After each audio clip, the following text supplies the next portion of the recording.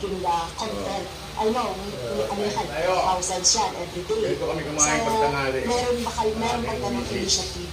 Google, Philippines. Ulam namin. So sa present Ay. position, 97% po ng natatanggal ni Google, YouTube ay automatic. Marami ito, no? Mga 10 nandiyan, ano? Po tayong 2% na Pero po isa sa lang mga muna lalagay report. natin. So, Kasi kung makita niyo po, karamihan po dahil over yung malaking tayo numero po, sa edad ay natin. automatic na po na-detect. Pero tayo yung mga, pwedeng, may ano, mga kinds of tayo pwedeng violations po marami. na Pag-aagalitan tayo ng yun po mga- yung kailangan may nag-report po na user. So yun, sa numero po ni Google, 2% po yung user report. Okay. So, meron kayong Tayo. mismo mechanisms on your platform Mamaya to panoorin niya yan. detect or to Kasi determine that. nagugulat na lang kayo Meron kung kayong anong mangyayari. mechanisms or Malapit you sa are, kanyang buwang. sabi nyo kanina, no, 90% you are monitoring.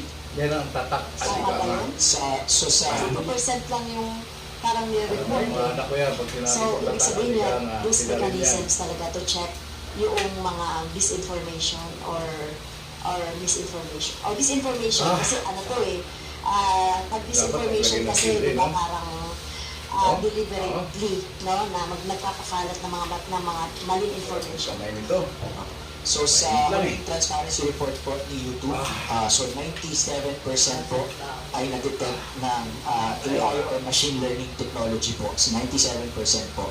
2% po yung user report. Masyadong malayo. So meron pong mga Lalapit natin yan sistema upang matitect yung 97% na violation po ng community guidelines ni YouTube. So, aside from AI, so how many percent is human intervention po?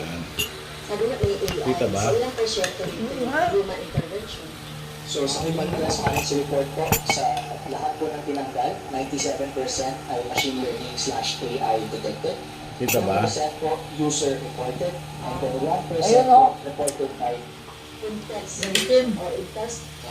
meron po. I mean, how would you define that in the platform po? As a violation.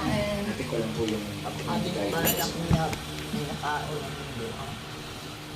Yan.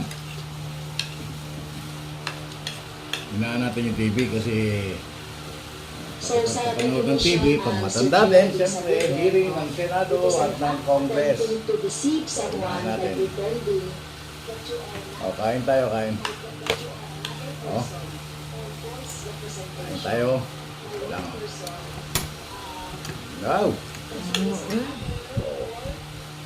Gulo. Kain tayo ha. Gulay. Masyadong